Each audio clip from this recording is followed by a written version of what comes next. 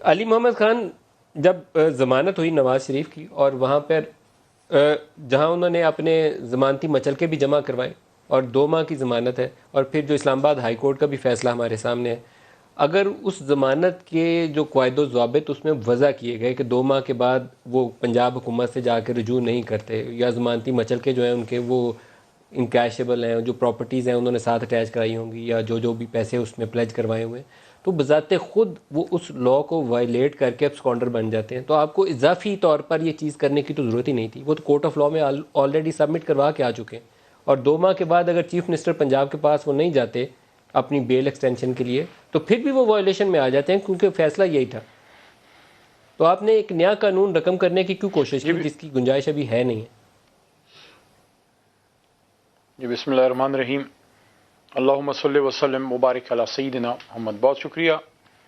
سب سے پہلے تو یہ ایک امید بھی ہے اور دعا بھی ہے کہ سیاسی اختلاف اپنی جگہ پہ، لیکن اللہ ان کو صحت دے تاکہ وہ صحت مند ہو کے آئیں، پھر اپنے جو بھی کیسز ہیں ان کا وہ سامنا کریں. ایک چیز سے تو میں آؤٹ رائٹلی ہی ڈفر کروں گا جو زبیر صاحب نے بات کی. انڈیمنٹی بانڈ یا شیورٹی بانڈ کبھی بھی اس بات کی عکاسی نہیں کرتا کہ اگر آپ نے کسی سے انڈیمنٹی بانڈ لیا ہے تو یہ کوئی کرپشن کے پیسے ہیں جو آپ نے ضبط کر لی. ایسا نہیں ہوتا. ہمیشہ آپ جب کسی عدالت کو یا کسی اتھارٹی کو کوئی انڈیمنٹی یا شیورٹی دیتے ہیں تو حلال جائیداد اور حلال پیسے کی دیتے ہیں. جو انہوں نے شیورٹی یا انڈیمنٹی جو کوئی دینی ہے وہ تو انہی کی ہے، وہ تو ایک امانت ہوگی ریاست پاکستان کے پاس میاں صاحب اور ان کی فیملی کی. وہ جب واپس تشریف لائیں گے وہ چیز ان کو واپس ہوگی. اگر نیک نیتی ہو اور اگر دل میں کوئی دوسری سوچ نہ ہو، بدنیتی نہ ہو، تو یہ تو بڑا ایک مناسب طریقہ ہے. کیونکہ ایک ایشورنس تو آپ کو بہرحال دینی ہے، کیونکہ جس طرح ابھی میرے بھائی وکیل صاحب جس طرح انہوں نے بات کی کہ اس کی کوئی ایسی پریسیڈنٹ نہیں ہے، تو اس کی بھی کوئی ایسی پریسیڈنٹ نہیں ہے کہ عدالت سے کوئی جو باضابطہ مجرم ہو جو سزا کاٹ رہا ہو اور وہ میڈیکل گراؤنڈز پہ جو ہے ملک سے باہر جائے. یہ میرے خیال میں میرے نالج میں نہیں ہے، پاکستان سے پہلے کبھی گیا ہے.